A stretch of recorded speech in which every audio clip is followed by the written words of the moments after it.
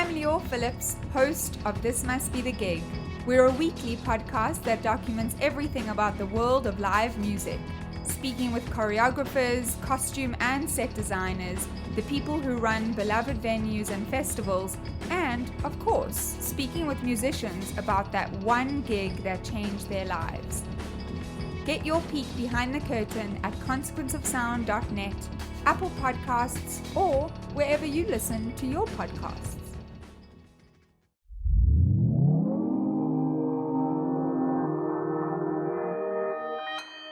Consequence Podcast Network.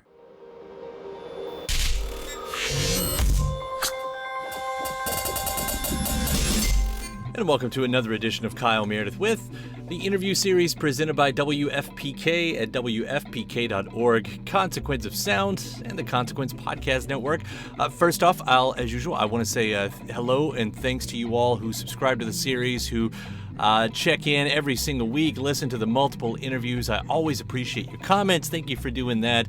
Really, just thank you for listening. It's so appreciated these days. If you're not a subscriber, maybe, who knows, maybe you'll get inspired by the end of this to head over to one of the places where you can become a subscriber, which is really wherever you get your podcast from. That includes iTunes and Apple Podcast and Spotify and YouTube, Podchaser, Stitcher, Anchor, Acast, wherever you get your podcast from. Just type in Kyle Meredith with subscribe. We'll bring a new interview to you every Monday, Wednesday, and Friday, because it's a great way to keep up with your favorite artists and discover new musicians and really just know what's happening in the music world. Again, that's Kyle Meredith with wherever you get your podcast from. And with that, hello, I am Kyle Meredith. Today I'm going to be talking with Haim. I always love talking with this trio, one, because they're fun and they just kind of riff off of each other. It makes for a really fun interview, but also because they're one of my favorite bands. All three of their records so far have just been amazing, and we're going to get into that, especially how this third one kind of differs from the second one. A lot to do with studio confidence that they'll tell you. The subconscious writing that plays a big part in a lot of these songs, the sisterhood that you hear in the single Hallelujah. And we'll also talk about citing influences within their writing. You know, I think I've probably heard it on this record a little bit more than usual, but there are plenty of moments where you can listen in on the singles that have been out there and think, oh, I wonder if they took it from this spot. You know, a lot of folks have talked about Lou Reed, Walk on the Wild Side, and the influence that it brought to the first single, Summer Girl. So we're going to get into that one, and the sound of this record. Being sonically in the room was a big hope that they had when they went into recording this time around, so I want to hear about that as well. And the relationship with director Paul Thomas Anderson. He's been doing a lot of their music videos lately. You'll also get the story behind that one, so without further ado, let's get into it. It's Kyle Meredith with Haim.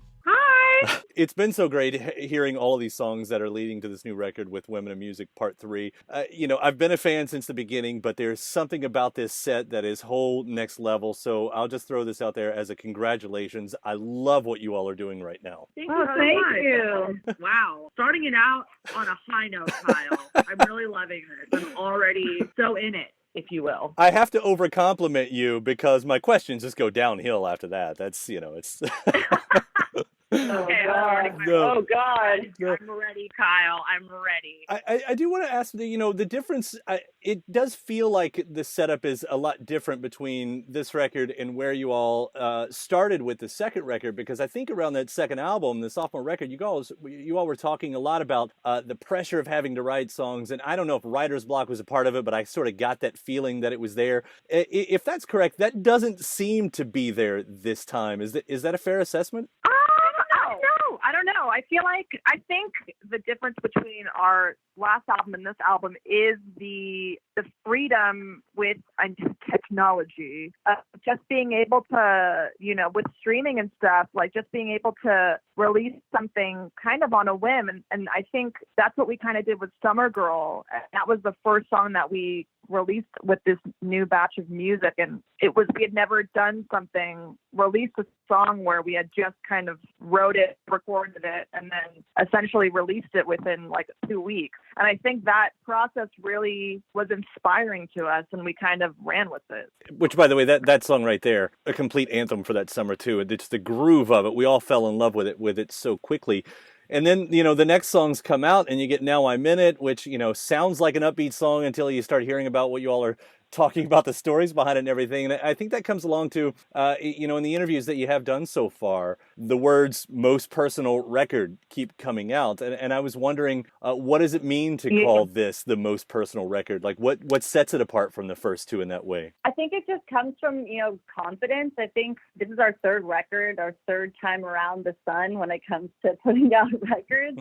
And I think this record especially, we're now so confident being in the studio. It's like it's second nature to us now. It's like you just go in there and you feel comfortable with opening up about things that you've never really opened up about before. And that's kind of what we went into doing this record. I hit that song too with Now I Meant It, because as I mentioned, it comes on, you're like, oh man, what a cool little rock song and everything. And then you do dig dip into it. And I think depression is one of the words that comes up. And Danielle, maybe this is pointed towards you. And it's not to say that none of you all will ever feel depression again, obviously, but does having a document like this song, does that help your future selves in any way? I do think, listen, I feel like writing songs are very therapeutic. I feel like a lot of artists talk about that, but, I think even while we were writing it, and a lot of times when we're writing songs, we're talking about these words just kind of come out of thin air, and at least for us when we're writing, it's I feel like these kind of words kind of, just come from somewhere. And at the moment we wrote it, I wasn't like, this is going to be a song about this. It was just very spur of the moment. And I feel like with a lot of our songs, that happens where you're writing these words and it's kind of like you're a fortune teller. Like in a couple months, you're like, wait, holy shit. I was really dealing with a lot of shit, and what I wrote about a couple months ago or years ago, like this, it's kind of playing out in real life. And I think with that specifically, it did kind of help me realize what was going on when I was writing it. I was like, you know what, I'm in it. I'm really fucking just deep in this feeling. And I think writing songs for us is therapeutic in that way. By the way, the video for that's like, a third of a second? Rostam's sitting at the bar, right? I didn't imagine that. The Rostam is there. Yeah. And Ariel are in that video first. If you blink, you miss them. Did they get paid scale for that? Is 1 second worth the paycheck? Yeah. Yeah. They gave us a deal. Yeah, but they're still getting royalties. Don't worry. And I'll bring up Hallelujah as well. That's Danielle's dog. Danielle's dog is freaking out. I'm so sorry. Oh, it's okay. Danielle and Alana need to go in a closet too. I know. We need our own closet isolation booth. The All-American ISO booth. Yeah. Hallelujah. I want to bring it up too, because what a gorgeous song there. It's obviously different than anything you all have put out before. I have Musically Vulnerable written down here. Maybe it's because of that acoustic style, because it doesn't seem like the usual Haim song, which, is great. Was it very different to write? Was it as different to write as it sounds to me like it sounds? Hallelujah actually was one of the fastest songs we wrote on the record. I think that we'd been trying. I think it's no secret that me and my sisters, we love each other. We fight, but we love each other. But I think we always kind of wanted to write a song about being sisters, being family, and being very appreciative. So I think the words were always kind of there, but we never really sat down to write them. And that song actually was written differently. Like we wrote our verses, not collectively. It was very much like each verse was written by each sister. And, it's not like we were like, oh, does this sound good? It was kind of like we sat in silence for a little bit and wrote the verses and then kind of the class after like an hour, and it kind of came together that way. And I think that's why you can kind of feel, it's a very emotional song, and it was super emotional to record. I was like crying through the whole process. My verse on the record is like the only pass that I did without like hysterically crying. So that made it on the record. If that says anything. But yeah, it was a really beautiful thing to write that song and then record it. And I was really happy when it came out. Well, I will say, I know you all are, not afraid of a cover throughout the years. And I think one of the most fun things I feel like of being a fan of you all is hearing a new song and sort of trying to hunt a little bit for what the cover would be to match it. What maybe the influence, if you want to use that word or something like that.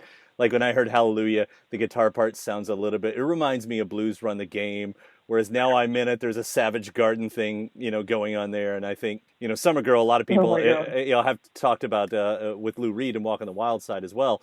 And that's the thing, like, is that something that you all kind of step out on and say, oh, I would love to write a song that sounds like Walk on the Wild Side or anything like that? Or is that something that kind of creeps up on you all as well? Well, I think with Summer Girl, it was definitely, I kind of came up with this do part, which obviously when I went into the studio with Rostam and I was kind of explaining like, hey, I think, I also think with Summer Girl, it's not like a traditional song. It doesn't all like hit you over the head with like a melodic part. It's just kind of this grooving thing. So I remember showing it to him and he was like into it from the jump, but until I was like, I feel like this part is kind of like Lou Reed, Walk on the Wild Side, kind of, it reminds me of that. Then he was like, wait a second, and started putting, like stand-up bass on it and really kind of going for a Walk on the Wild Side sonic kind of palette. And I think at that point I was like, wait, this is really working.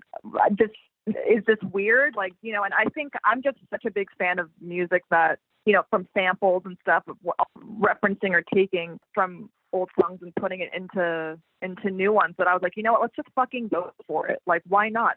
I'm obviously such a huge fan of Lou Reed, and he reached out to his estate. He has a writing credit, and we just kind of went for it because I felt like at this point it's cool just to reference songs that you love. Oh, absolutely. And again, it sort of adds a different dimension even to as the listener, which is fun. It's sort of like how people would hide stuff in artwork, and stuff like that. Kind of gives that extra. Yeah, I mean, like there's with that song, it's not like there's any melody that's the same as the original, but it definitely, the production definitely harkens back to that, and so it's important to recognize that, I think, and be yeah. Oh, which by the way, the line "Walk beside me, not behind me," we've used that all the time around the house now. It's one of my, for various different reasons too. We keep multi-purposing that line right there. I love it. Thank you. I love that. And we'll get you a T-shirt that says it. We'll get that to you. I would love that. Figure that out. Absolutely. We'll up our merch game. That's a great idea for merch, and we'll credit you. Thank you. And to further the over complimenting, as I promised, the sound of the drums on this record, the sound of the guitars, even on the new single with the steps and everything, it's so cool because it almost sounds raw and sometimes accidental when you could tell, maybe it's obviously not or anything, but however you all captured this, I love it. And that's, I guess I'll put it in question form too. Are you all doing something different with all of that you hadn't done before? Because I guess that really hadn't stood out to me like that before. Yeah, I think, sonically, we really wanted to sound like we're kind of in the room a lot. And I mean, I'm sure like it's very hard for recorded instruments, at least for us, it's been really hard to sonically pinpoint things that like unique to us and also super raw. I feel like it's actually really hard to sonically get that in the studio and make it not sound like slick or and obviously I feel like we just used a shit ton of room mics. Like, we wanted shit to sound super airy, and it's like kind of trial and error getting that sound, but we really wanted to sound raw. But yeah, it weirdly takes a long time to get something to sound like that, at least in our experience. But we realized that you got to use a lot of room mics, and yeah, that's what we've kind of figured out. A lot of singing in the bathroom. Oh. That's where you get the best sounding vocal takes. Yeah. But yeah, Danielle played all the drums on the record. I don't know if you knew that. I mean, she's played drums on literally every one of our records. But I think a lot of that also comes from, my sister's got finesse, man.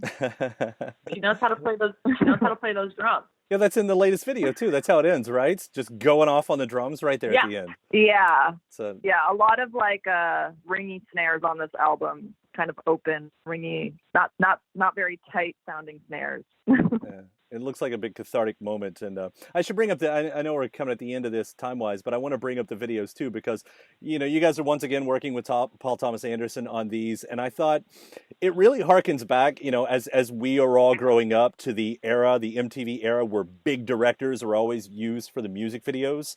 I do love that even if it's out of convenience or friendship that you all are keeping that tradition alive in a certain way. But what is the Thank reason? you. Why do you all keep going back to him time and time again? Is there any specific reason? I mean, is it even a? I mean, Does is that it a even need to be a question? question?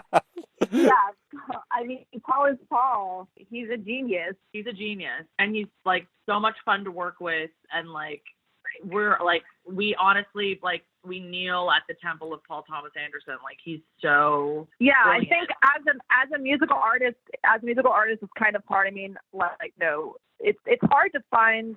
I mean, music videos are so crazy to begin with. It's like when we first started making. I mean, our first video forever we did with our friend, and we did it for like $200, and we were just riding around. We were just like, let's just ride around on some like mopeds, and it's as much time as you spend on, at least for us, like recording like these songs and spending so much time like trying to get your vision out onto tape for an album. Like on our first album, we would make these music videos in like one day and not really have that much time to even think about it. So, music videos are really, they can be really hard. So obviously we just feel so lucky to be working with Paul because we feel like we're just in such great hands, and it's really, it's been really amazing. Well, I love seeing what you all come up with. And beyond the visuals, obviously, I'm talking about the music, too. Women in Music Part 3, everything that I've heard so far sounds amazing.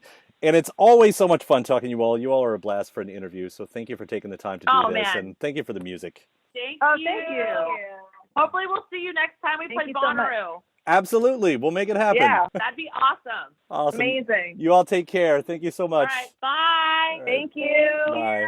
Bye. It was back in 2013, the first time that I ever got to meet the Haim sisters, which were well on their way to ruling the world at that point, especially following up their South by Southwest 2012 gig, a show that I was actually at. The show that they talked about was sort of the life-changing moment during that South by Southwest trip. So here we are talking backstage at Bonnaroo, thus all the wind noise and everything. You'll have to excuse the mics on this one.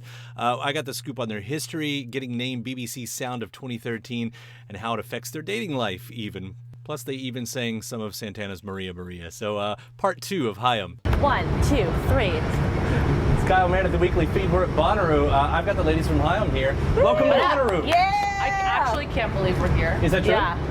Yeah. Why this one? Well, no, because it's like a rock and roll bucket list thing. That's I think true. for us, and I think it was always kind of a dream. Yeah. First of all, Danielle already played it. Who did you play? Yeah, I played with Jenny Lewis Right. 4 years ago. Yeah. So for us, it was kind of like, well, What? We gotta she's catch already up. Played it. Gotta now, catch up. We gotta catch up. Yeah. So it was always kind of like, oh, one day we'll get there. And now that we're here, it's kind of the craziest Sure. thing.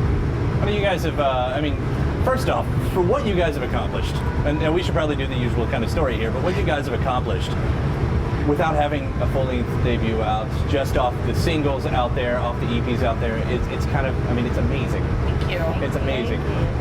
This day and age, so much music in the world, right? So much music, and to actually kind of cut through that has got to mean that there's something special going on, and I think that's proved itself. You're gonna make me I know. cry. Yeah. I'm really emotional today. This is your Barbara really Walters interview. Emotional. I'm only going to try, yeah. Good. No, it's allergies. Actually. Cut right to my heart. Yeah. God. Well, there's some fun stories because, so you had the family band when you were young. You had to miss, there's a story about someone missing Coachella and throwing a big fit because you had a gig. Oh yeah, had this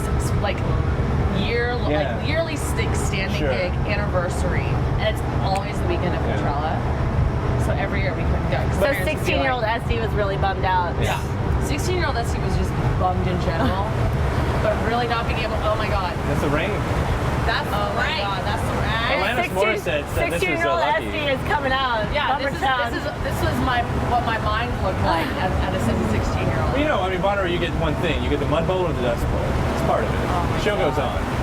So you guys, it's going to be, you're going to have your glycerine moment here. We're not really used to this. Either our mystery moment or our blind melon moment. No ring. That's right. See? Well done. Took it even I see what you did there. See what I did there? There is someone playing here. You guys probably aren't going to stay the whole time. You got other gigs? I know, we have to go. Yeah, and Tom Petty's playing Sunday night. Oh, there's just this guy. Yeah. You know. I don't want to hear it. don't. There's something that comes around, and it doesn't come around. So you guys have had to deal with the new band comparisons. There's always like the Fleetwood Mac thing. So you got Tom Petty, and Tom says, "Hey, come up here and sing the Stevie Nicks part." Do you do it? Oh my god. Yes. Do you do if it? Tom Petty said, go jump off a bridge, I would do it. Yeah. Are you kidding? I would do anything Tom Petty asked me Yeah. to If Tom do. Petty called, would you answer?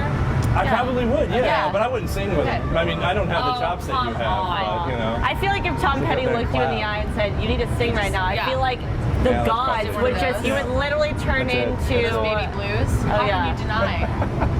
That's true. know? I think you would literally turn into Placido Domingo Yeah. and just, It would just be go right on. there. It would just be like It's a almost really... like being knighted, you know? Yeah. It's like, and here you go. Tom Right, Petty now you can says, sing. you gotta go, and then A that's boy what can hope, happens. you know? Yeah, you guys are close Sunday. to it. I know you're gonna be like I'm right gonna up be up there. against, Let's like right do up it. against the. I'll do the rails. Stevie Nicks parts for you. I'll even throw a fist up in the air for you because it's trivia, yeah. you know? Stop That'll happen. dragging my... So January rolls around, you win the Sound of 2013, Pretty cray. which is huge. I was just talking to last year's winner, Michael Kiwanuka. Oh yeah. Was he here? Not here. This was at South by. We were talking. I pointed over there. 'cause Yeah, I think like that's you have it Texas. there. I think that's Texas. Yeah. But he was talking about like that really does change your life, like overnight. Like they had to prep him and everything. Like, listen, this is going to come out tomorrow, and your life's going to change. Did that happen with you guys at all? No, that I mean, he lives definitely in did England not for happen. one, that's so Yeah. We lived in LA, and by then we were already back in LA. We had just finished the Forest Sports Yeah. Machine, and we were kind of, I don't know. It definitely Like, wasn't we a were life from changer. that. Well, what happened was like since we were recording and like all the, I think they had like stand-in Haims do some stuff in England while we were recording. They found lookalikes. They found lookalikes. Yeah. So Kind of, honestly, But- we kind of were like Yeah. so shocked by it Yeah. that It didn't change our lives. It kind of just like lit a fire under our butts Sure. to just keep working Sure. and keep going for it. It was never like a thing like, let's sit on our it's like, laurels we and made it, bask in the guys. glory. It was like, okay, let's Coasting from work here. 3 million times harder. But that is cool because you did do it without the full length, and I'm not sure that matters as much these days that you do have the full length. And obviously, you know, it doesn't matter as much. It seems like, so that's something you guys are working on. Yeah. So you did the EPs, and there was this time, this amount of space that you did, you know, whatever the reason was. So what was the reason? You do the EPs, and now this amount of time. Is it because you signed to Columbia and they're saying, you know, we got to craft it a certain way? Or, No, I or think what it's was it? funny. Like we just did not expect any anything really from the EP. We had been a band for 6 years, playing our own songs all around LA, and nothing was really going on. So when we made the EP, we kind of were like, okay, this is kind of like we hadn't really released anything before. Really, we just had stuff streaming on our MySpace. Yeah. For 6 years. which we didn't want to release. We never officially release, which release means give it to our friends Right. on Facebook. Right, That's right, what right, we did, So, looking back, maybe we should have recorded more songs during this span of time we recorded the EP. We really didn't expect. I mean, we really do. I mean, as you say, like, I guess records, there's like albums, I guess, aren't as popular, but to us, I mean, I've always been a record kind of person. Like, there's some records that you can listen to backwards and from like start to finish, Sure. and it's like a whole, like, that's what I want our record to be like. I wish, and we got, everything kind of happened so quickly, and like we got offered all these amazing tours, and what we love to do is tour. Automatic, like, it doesn't matter, like, if I can tour, I will tour until my fingers bleed. Like, I don't care. But so when someone's like, hey, do you want to go on tour with Florence and the Machine? You're kind of not like, no, I'll pass. I'll actually take the back seat on that one. We Like, freaked out. Yeah. We freaked out. You can't say no She's to that. amazing, right? She's a goddess. Just runs around in that dress with the voice belting out. Yeah.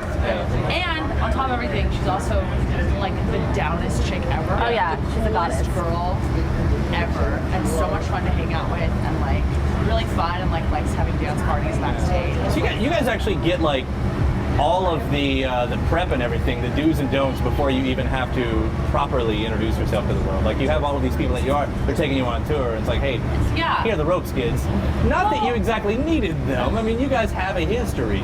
Yeah, I mean, like, Yeah. we've played music together since we were babies. Right. But being able to be on tour with like Florence and Julian and Mumford and Sons Yeah. has just been like, for us, it's mostly been a just party. fun. Sure. You know? So. So speaking of the history, I don't want to be kind of a history lesson interview, but you were once signed to Columbia. There was another band and everything. Way back in the Right. day. Now, for something like that, an entirely different sound, is that at this point kind of like, you know what? Is that something you're trying to escape? Or is it something you kind of try to sweep under the rug, like, this is Not even, so no. completely different? No, not even, because we were so young when it happened, and it was such a short period of time, and Right. I think that it was fun while it lasted, and we look back on it kind of like, oh yeah, that was like, something fun that Danielle and I did, Yeah, right. for like a year, and then we realized that we really wanted to make our, write our own music. Really, that was like the big thing. And so we just we were like, okay, well, we'll try writing songs together. And we did, and it worked, and here we are now. So how did that come about? Because you guys kind of came from, growing up on classic rock and the Americana sound and everything, and that's obviously not what comes out of your music. Was there ever a point where you said, we want this big rhythmic sound? Where does that come from within you guys to say that's, and to hear that that's what happened? I think all of our first instruments were the drums. Yeah. Oh, okay. Our dad's a drummer, so we learned drums when we were 4, each of us. I think that's kind of where our percussive element of our music comes. I mean, we love R&B, which is very percussive. We love Prince, who I think has his melodies and super percussive. So I think it's just kind of, funk. It's all very...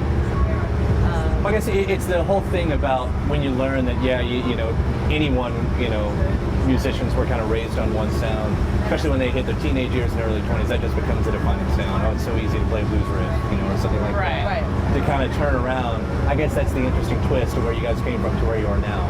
Well, yeah, I think that, but also, growing up, like Danielle said, our dad was on the drums when we were really, really young, but my mom was really into folk. When we were good kids, we got to listen to Top 40 radio. Yeah. There was... It's a great thing. I have a kid, that would never ever work. Like, I'm going to let you listen to the radio and say, I am going to jump on this couch. I'm going to go on my iPad, Dad, so suck it. No, my parents, growing up, my parents didn't like Top 40 radio. Because all we wanted to listen to was like Tupac and Biggie and TLC and Destiny's Child. And my parents just did not get that music. They got some of it. They liked some of it until a bad word came on. My dad loved the newer Santana record. The Rob Thomas one. Right. That was like the one thing. That was like the top 40 thing where I was like, actually, Dad, I'll pass. We don't have to listen to the radio. We don't have to listen to Rob Thomas. Still playing dozens of times a day. Somewhere. Yeah, I think I heard it in our hotel. We heard Maria. Up for versions on the fly. What's that story? Yeah. That was, my dad. So that was that, Yeah. That happened. And Dad also liked Ricky Martin. Dad loved Ricky. My dad It kind of loved seems like Latin that music. goes hand in hand, right? Yeah. My dad loved Latin music. Yeah. So what do we expect then from the full that we haven't already heard? Much of the songs on the EP, are they going to be on there? Or is this kind of a... There's a lot of new songs that we wrote that we haven't played live yet. And then there's just some fun jams we've been playing live. It's kind of just party album. Yeah. Tyler's party album.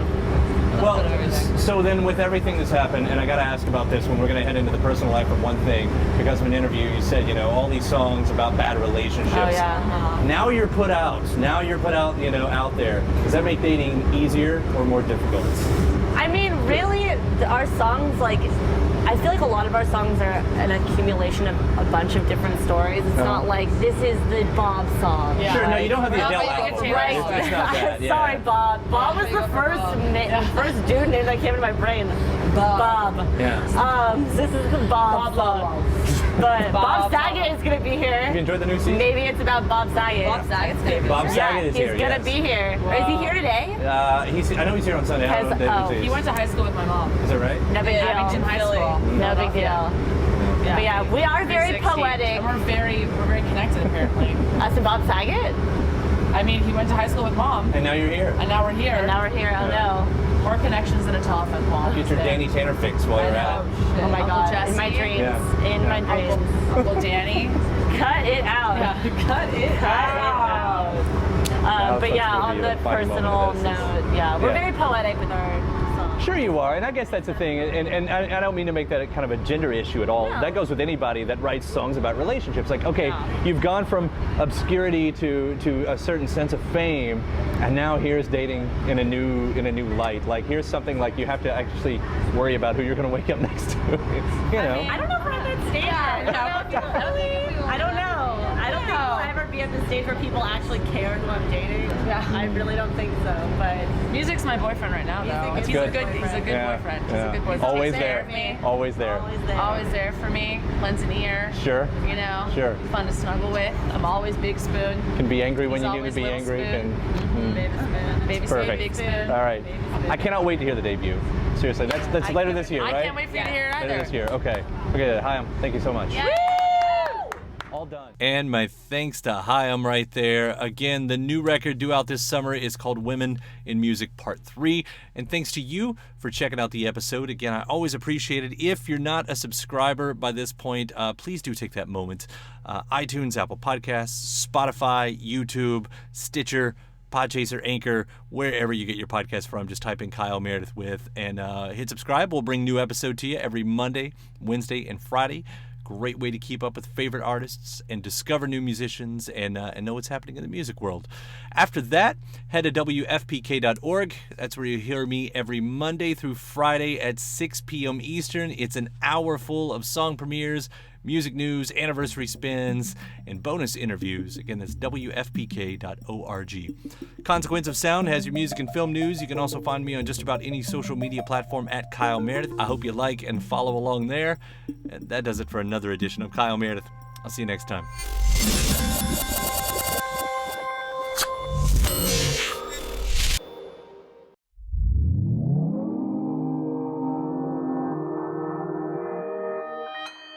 Consequence Podcast Network. Where are we in the world right now? You're my second interview from a closet that I've ever done. From a closet? Oh my gosh. So you were in a closet in Louisville, if that sounds scary. That's theoretically. It's your ISO booth. Oh. It's exactly it. It's easy to hear your favorite artist on WFPK from wherever you are. Listen on your smart speaker, live stream from our website at wfpk.org from Louisville Public Media.